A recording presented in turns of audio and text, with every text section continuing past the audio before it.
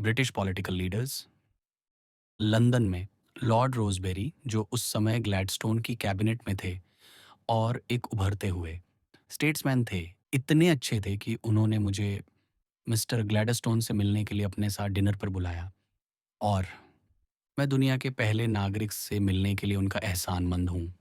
मुझे लगता है ये 1885 में हुआ था क्योंकि मेरा ट्रायम्फेंट डेमोक्रेसी 1886 में सामने आया था। और मुझे याद है कि मैंने उस मौके पर मिस्टर ग्लैडस्टोन को कुछ चौंकाने वाले आंकड़े दिए थे जो मैंने उसके लिए तैयार किए थे। मैंने कभी भी किसी सोशल मामले में जो सही समझा उसे इतनी हिम्मत से नहीं किया जितना बाद में मिस्टर ग्लैडस्टोन की तरफ से उनके साथ डिनर का पहला इनविटेशन आया। मेरा कहीं और डिनर करने का प्लान था और मेरा बहुत मन कर रहा था कि मैं ये रिक्वेस्ट करूं कि ग्रेट ब्रिटेन के असली रूलर के इनविटेशन को भी उतना ही कमांड माना जाना चाहिए जितना कि किसी बड़े डिग्निटरी के इनविटेशन को। लेकिन मैंने अपना एंगेजमेंट पूरा किया और उस आदमी से मिलने से चूक गया जिससे मैं सबसे ज़्यादा मिलना चाहता था। खुशकिस्मती से ये मौका बाद में मिला जब हावर्डन में उससे दोबारा मिलने का मौका मिला। लॉर्ड रोज़बेरी ने पहली लाइब्रेरी खोली जो मैंने दी थी, वह डनफोर्म की थी और उन्होंने हाल ही में 1905 में मेरी दी हुई सबसे नई लाइब्रेरी खोली है, जो स्टोनोवे में है। जब वह पिछली बार न्यूयॉर्क आए थे तो मैं उन्हें रिवरसाइड ड्राइव पर ले गया था और उन्होंने कहा था कि दुनिया के किसी भी शहर में ऐसा अट्रैक्शन नहीं है। वह एक शानदार इंसान थे, लेकिन उनके इरादे सोच की फीकी-फीकी बातों से बीमार पड़ गए थे। अगर वह मेहनत करने के लिए पैदा हुए होते और जवानी में हाउस ऑफ कॉमन्स में आ गए होते, बजाय इसके कि बिना मेहनत के उन्हें सोने के ऊपरी चैम्बर में डाल दिया जाता, तो शायद ज़िंदगी की मुश्किलों में उन्हें ज़्यादा सख्त चमड़ी मिल जाती, क्योंकि वह बहुत सेंसिटिव थे और पॉलिटिक्स लाइफ में कमांड के लिए ज़रूरी मकसद की मजबूती उनमें नहीं थी। वह एक प्यारे स्पीकर थे, एक ऐसे इलॉजिस्ट जिनका टच सबसे हल्का था और कुछ खास टॉपिक पर उनका स्टाइल उस समय के किसी भी स्पीकर से ज़्यादा सुंदर था। जब से ये लाइनें लिखी गई हैं, वह शायद हमारी जाति के सबसे बड़े इलॉजिस्ट बन गए हैं। उन्होंने एक ऊंचा मुकाम हासिल किया है, उन्हें बहुत सम्मान। एक सुबह मैं उनसे अपॉइंटमेंट लेकर मिला। नमस्ते करने के बाद उन्होंने एक लिफाफा उठाया जो मैंने अंदर आते समय देखा कि उनकी डेस्क पर सावधानी से रखा हुआ था और मुझे देते हुए कहा, मैं चाहता हूं कि आप अपनी सेक्रेटरी को निकाल दें। ये बहुत बड़ा ऑर्डर है लॉर्डशिप, वह बहुत ज़रूरी है। और एक स्कॉट्समैन है, मैंने जवाब दिया। उन्हें क्या हो गया है? ये आपकी हैंडराइटिंग नहीं है, ये उनकी है। आप उस आदमी के बारे में क्या सोचते हैं जो रोज़बेरी को 2 आर से लिखता है?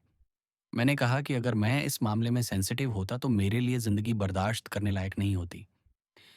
जब मैं घर पर होता हूँ तो मुझे रोज़ बहुत सारे लेटर मिलते हैं और मुझे यकीन है कि उनमें से 20 से 30% मेरे नाम की स्पेलिंग गलत लिखते हैं, करनाघी से लेकर कारनागे तक। लेकिन वह सीरियस था।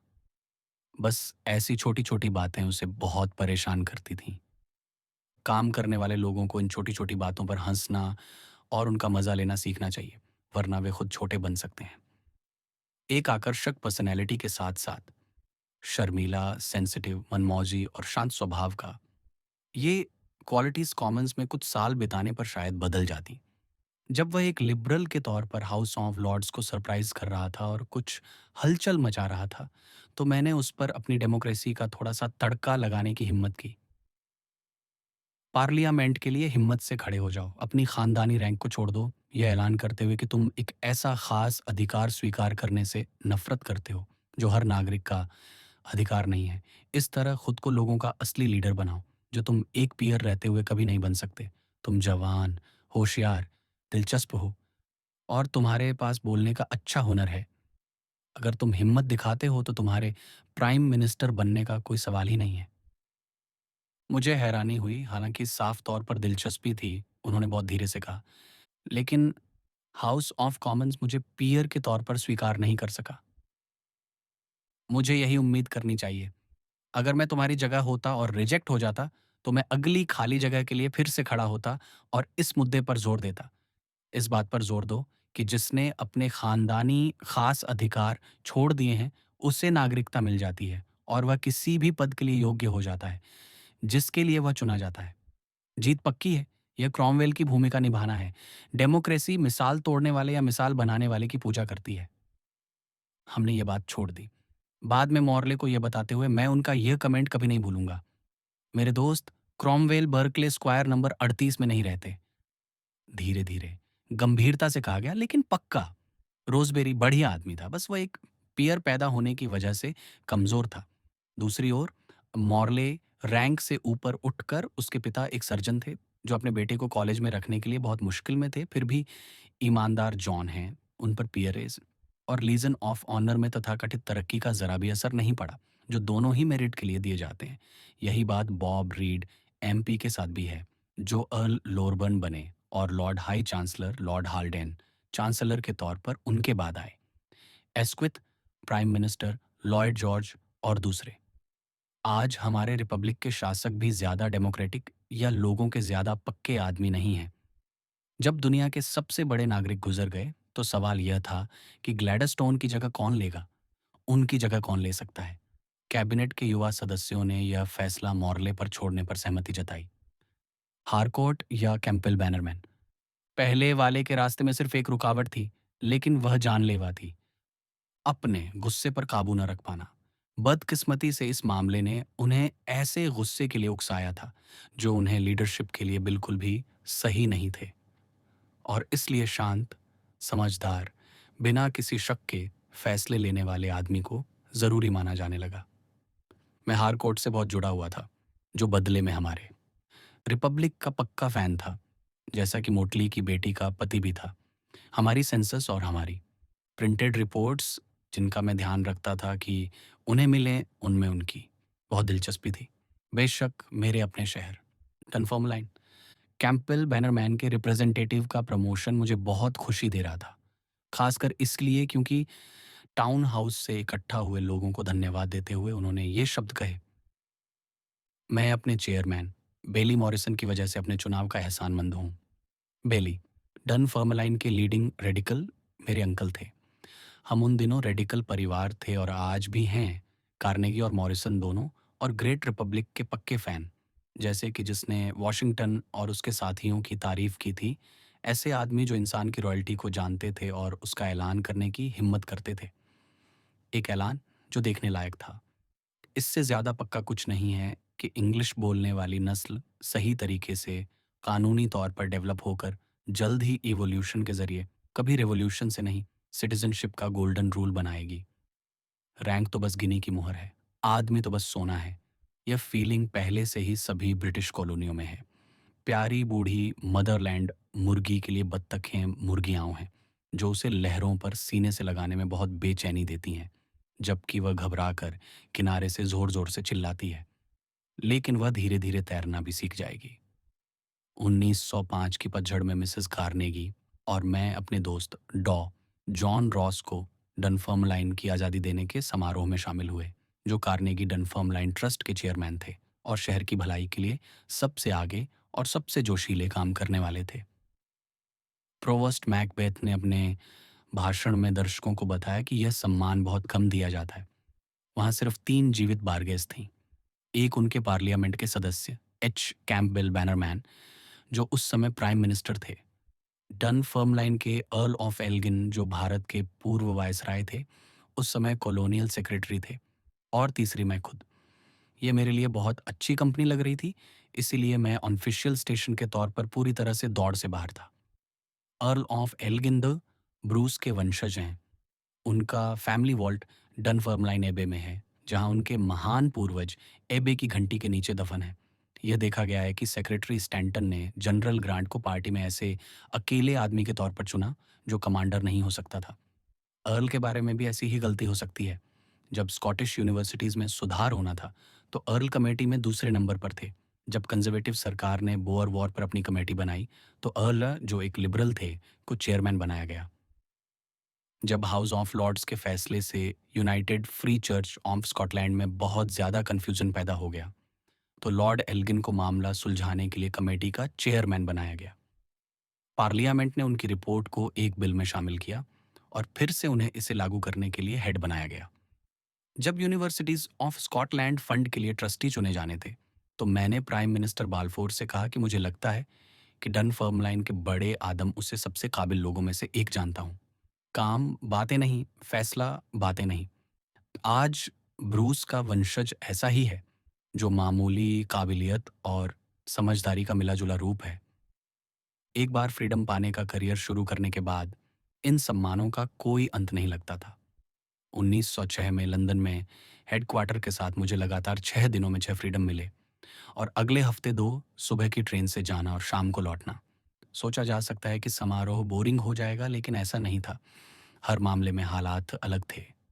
मैं मेयर और प्रोवोस्ट और म्युनिसिपल मामलों से जुड़े जाने-माने नागरिकों में ख़ास लोगों से मिला और हर कम्युनिटी की अपनी अलग पहचान और अपनी समस्याएँ, सफलताएँ और असफलताएँ थीं। आमतौर पर एक बहुत ज़रूरी सुधार होता था, जो लोगों का ध्यान खींचने वाले बाकी सभी सवालों पर हावी हो जाता था। हर एक अपने आप में एक छोटी-सी दुनिया थी। सिटी काउंसिल एक छोटी कैबिनेट है और मेयर प्राइम मिनिस्टर। घरेलू पॉलिटिक्स लोगों को उत्साहित रखती है। विदेशी संबंधों में कोई कमी नहीं है। पड़ोसी समुदायों के साथ शहरों के बीच के सवाल होते हैं। पानी या गैस या बिजली के बड़े अहम कामों के लिए मिलकर काम करना होता है। और गठबंधन या अलगाव के पक्ष या विपक्ष में फैसला करने वाली कॉन्फ्रेंस होती है। पुरानी दुनिया और नई दुनिया के बीच सबसे बड़ा फर्क म्युनिसिपल गवर्नमेंट में होता है। पहले वाले में परिवार पीढ़ियों तक जन्म की जगह पर रहते हैं और शहर और उसके आसपास की सभी चीज़ों के प्रति उनका लगाव बढ़ता जाता है। मेयर का पद पाने वाला पिता बेटे को भी इसके लिए प्रेरित करता है। वह कीमती चीज शहर का गर्व बनता है, जो अपनी जगहों के प्रति रोमांटिक लगाव में बदल जाता है। काउंसलरशिप यह चाहती है कि हर कोई अपने समय और पीढ़ी में शहर के लिए कुछ न कुछ काम आ सके। सबसे अच्छे नागरिकों के लिए यह एक बड़ी उम्मीद की चीज है। असल में बहुत कम लोग इससे आगे देखते हैं। पार्लियामेंट की मेंबरशिप लगभग किस्मत वाले लोगों के लिए ही रिजर्व है, जिसमें बिना किसी पैसे के लंदन में रहना भी शामिल है। लेकिन ये बाद वाला जल्द ही बदलने वाला है और ब्रिटेन लेजिस्लेटर को उनकी सर्विस के लिए पेमेंट करने के यूनिवर्सल प्रैक्टिस को फॉलो करेगा। 1908 तब से लागू हुआ। अब 400 पाउंड दिए जाते हैं। इसके बाद वह शायद बाकी दुनिया की तरह पार्लियामेंट की मीटिंग दिन में करवाएगी। इसके मेंबर फ्रेश और दिन के काम के लिए तैयार होंगे, बजाय इसके कि पूरा दिन प्रोफेशनल काम में लगाएं और फिर थके हुए दिमाग से डिनर के बाद देश चलाने का काम करें। व्हिस्ट के एक्सपर्ट कैवेंडिश से जब पूछा गया कि क्या कोई आदमी किसी बदमाश को दूसरे राउंड में तीसरे प्लेयर को चालाकी से काबू कर सकता है, तो सोचने के बाद जवाब दिया, हाँ, डिनर के बाद कर सकता है। ब्रिटिश शहरों की काउंसिल में सबसे अच्छे लोग होते हैं, जो भ्रष्टाचार से दूर पब्लिक स्पिरिटेड लोग होते हैं, जिन्हें अपने घरों पर गर्व होता है और वे उनके प्रति समर्पित होते हैं। यूनाइटेड स्टेट्स में इस दिशा में प्रोग्रेस हो रही है, लेकिन हम यहाँ अभी भी ब्रिटेन से बहुत पीछे हैं। फिर भी जैसे जैसे देश में आबादी बढ़ती है, लोग एक ही जगह पर हमेशा के लिए बस जाते हैं। हम ऐसे लोकल देशभक्त को तैयार करेंगे जो अपनी जन्मभूमि को उससे थोड़ा बेहतर छोड़कर जाना चाहता है। सिर्फ एक पीढ़ी पहले स्कॉटिश शहरों के प्रोवोस्ट का पद आमतौर पर ऊंचे तबके के लोकल जमींदारों में से किसी एक के लिए रिजर्व था। यह बात ब्रिटेन के लोग अपने लॉर्ड से बहुत प्यार करते हैं, आज भी सच है, लेकिन यह प्यार तेजी से खत्म हो रहा है। ईस्टबोर्न, किंग्सलिन, सैलिसबरी, इल्केस्टन और कई दूसरे पुराने शहरों में मैंने पाया कि मेयर रैंक से ऊपर उठे थे और आम तौर पर अपने हाथों से काम करते थे। काउंसिल के ज्यादातर लोग भी इसी तरह के थे। सभी ने अपना समय बिना किसी स्वार्थ के दिया। स्कॉटलैंड और इंग्लैंड के इतने सारे शहरों के प्रोवोस्ट और काउंसिल के नेताओं को जानना मेरे लिए बहुत खुशी की बात थी। आयरलैंड को तो भूल ही जाइए, जहां मेरा फ्रीडम टूर भी उतना ही आकर्षक था। कॉर्क, वाटरफोर्ड और लिमरिक में मेरा जो स्वागत हुआ, उससे बेहतर कुछ नहीं हो सकता था। यह देखकर हैरानी हुई कि झंडों पर उन्हीं गेलिक शब्दों में स्वागत किया गया सीड मिल फेल थे। मतलब 1 लाख स्वागत, जैसा कि स्किब्बो के किराएदार इस्तेमाल करते थे। ब्रिटेन में आज़ादी लेने से ज़्यादा मुझे लोकल पब्लिक लाइफ और देशभक्ति के बारे में और कुछ नहीं बता सकता था, जो वरना परेशान करने वाला हो सकता था। मुझे शहर के मुखियाओं के बीच इतना घर जैसा महसूस हुआ कि हमारे रास्ते में झंडों, भीड़ और खिड़कियों पर लोगों की शर्मिंदगी को भी दिन के काम का हिस्सा मान लिया गया। और यहाँ तक कि चीफ मजिस्ट्रेट का भाषण भी अक्सर ज़िंदगी के नए मोड़ दे देता था, जिन पर मैं सोच सकता था। लेडी मेयरेस अपनी पूरी शान और शान में बहुत प्यारी थीं। मेरा मानना है कि यूनाइटेड किंगडम को अपनी म्युनिसिपैलिटी के लीडिंग नागरिकों से, जो पॉपुलर वोट से चुने जाते हैं, किसी भी दूसरे देश से बेहतर नतीजे मिलते हैं। और सरकार के उस ज़रूरी ब्रांच में सब कुछ ठीक है। पार्लियामेंट को भी टाउन काउंसिल के सदस्यों के डेलीगेशन से आसानी से बनाया जा सकता है, बिना उसकी एफिशिएंसी को कम किए। शायद जब सदस्यों को सही पेमेंट मिल जाएगी, तो इनमें से कई वेस्टमिंस्टर में मिल जाएंगे और ये किंगडम के फ़ायदे के लिए होगा।